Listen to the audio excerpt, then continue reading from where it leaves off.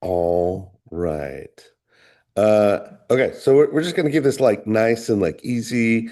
And really I just need like a couple of clips of like you just talking about what you love about the play. So I'm just gonna like do you want me to prompt you with something from your note? Sure. Yeah. Great. Yeah. Yeah. This I fucking love this first sentence that you're saying. The genius of Sid Rushing's Courting Mayhem is that it's not really a play about basketball at all. So like, can you like this is an amazing because there's so much basketball in this play, and like for you to say this, like I love it. I'm kind of blown away by it, and I would love to hear you like talk more about that. Yeah. I mean, like, I don't really, I probably shouldn't say this, but I don't know anything about basketball. I, Perfect. I know that you dribble the ball on the court and you run down to the either side and you throw the basket the ball through the basket. It goes through the hoop and you get a point. Um, so I don't really know anything. I don't know anything about that, like the sport um, itself. But the sport itself is not the point of the play. The point of the play is what basketball what basketball actually will bring to these people's lives to be successful in that endeavor, what will happen to them. Basketball sort of is, you can replace basketball with football or replace basketball with anything. Basketball essentially is like a metaphor for the American dream, you know? Yeah. But what I also do know is I know the intensity of feeling like there's only a certain amount of seats at the table in America. And it's actually, capitalism is designed that way. For Yeah. capitalism to thrive, someone has to be on the bottom so that someone can be on the top. It's how it works. And being able to get a seat at the on the top is very, very difficult. And a lot of it is about luck. A lot of it is about luck. And I think the hardest part about the American dream is that it's a lie.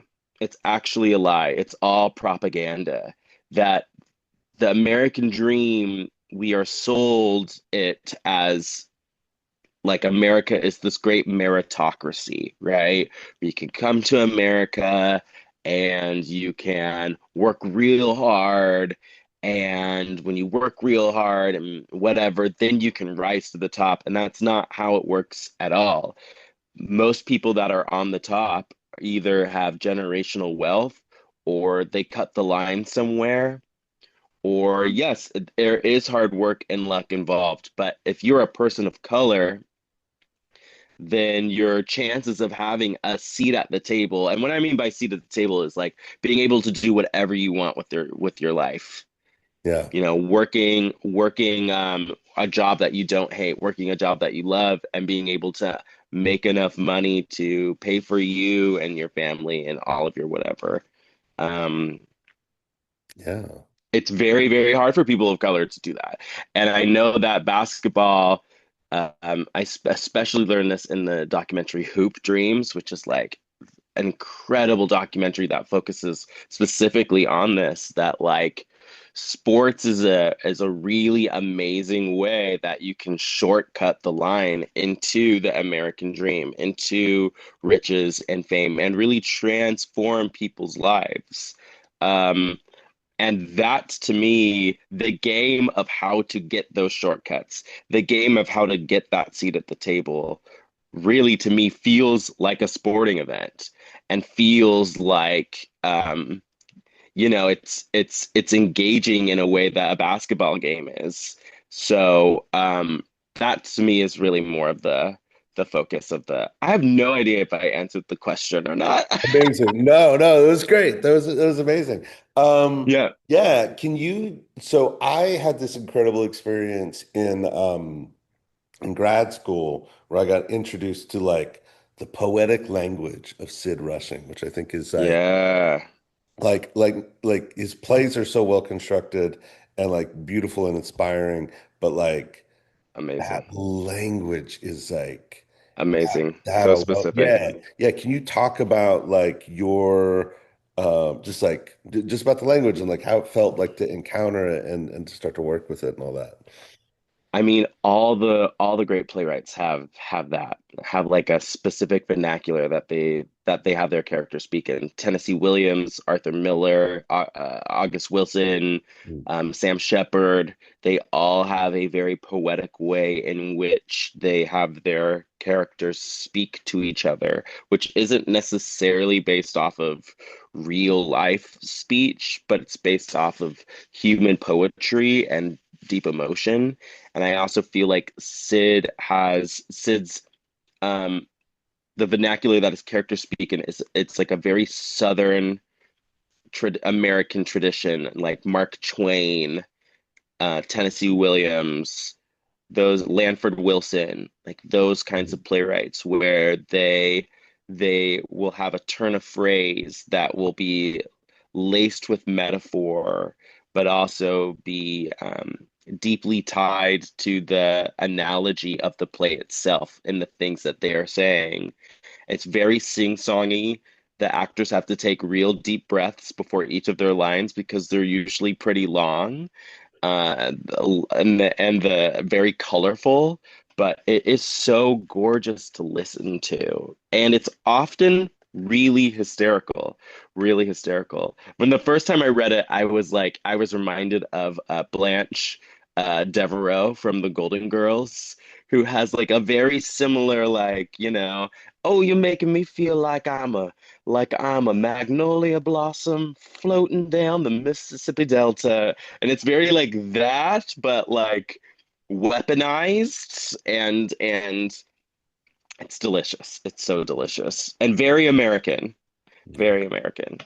Hmm. Yeah. Oh, that's a great description of it. It's Um, so good. what do you hope? Uh, well, here, no, let's start with this. What are you most excited about working on in this production? And Yeah. like and working on like you're going from Jellicle Ball, this big Broadway. Congrats on all the Tony noms, by the way. Thank you. So many. I saw the New So York exciting. Times was like, here's who will win, here's who should win, and every should win was Jellicle Ball. I I was so know. so pumped. But like going from Broadway to back to this small little indie theater company in this lovely but intimate, if we can use that word, black Heck box. yeah. Um, what are you most excited about working on or delivering to the audience in this show? I mean, I really want to take this family drama and turn it into a sporting event. I want you to feel like you're at a sporting event. I might not know a lot about basketball, but I definitely know what it feels like to be at a sporting event. I had the Olympics came to the city I grew up in when I was 14. I'm from Salt Lake City, so the 2002 Winter Olympics were in my hometown, and we went and saw the women's figure skating final. So it was like Michelle Kwan and like all sorts of stuff. And I will never forget the human drama of watching someone from your country like skate on the world's biggest stage and the intensity that you felt um wanting them to achieve their dreams. And when they failed at achieving their dreams, it was crushing. Michelle Kwan, particularly on her triple flip, crumpled to the ice, and it was the most excruciating pain ever. But then this little 16-year-old American skates onto the ice and does perfectly, and no one expected anything from her, and she wins the gold, and the exhilaration of that was insane. And I feel like Courting Mayhem, I would love for Courting Mayhem to feel the exact same way, that you are watching people fight for their dreams, and some of them achieve them and some of them don't. but making it feel like it's not just a play that I'm sitting down and I'm watching politely, that I am in it and I am invested and I choose a side and I am invested in that side winning. Because Sid has a very good argument for both families who are essentially competing against each other for one opportunity at the American dream. I think it's very easy to watch this play and choose a side, and I want you to choose a side. I want you to take your lived experience and attach it to some of the amazingly written human experiences that Sid presents to you and watch them fight to the death essentially over this opportunity. So I'm excited for in this small intimate space to make it feel like you are front row at the Olympics of human drama. That's great. You answered the last question I was gonna ask anyway. So Yeah. that's amazing. Yay. Cooper, so excited to have you working with Theater for the People, and I'm excited to work for Theater for the People. I love Theater for the People. I love the way that this company is run. I love the clientele. Y'all have so much heart. Y'all have incredible taste because this play is amazing. I love Theater for the People. I'm so excited to work with y'all, and this theater is much smaller than the Broadhurst where Cats is, but I honestly think that works to its benefit. I think this play is exhilarating and extremely intense, and I think in this small space, it's going to make you feel like you're on the front seat of a roller coaster. And I love theater like that. hell yeah, man. Hell yeah. Hell yeah. Hell Cooper, yeah. you are lovely. Yes. Yeah, Thanks. yeah, thank you so much. Come and see Cooper. Their work on the show is lovely and incredible. And yeah, that's all. Awesome. Cool, cool. All right. I think we got everything we need. That was fantastic.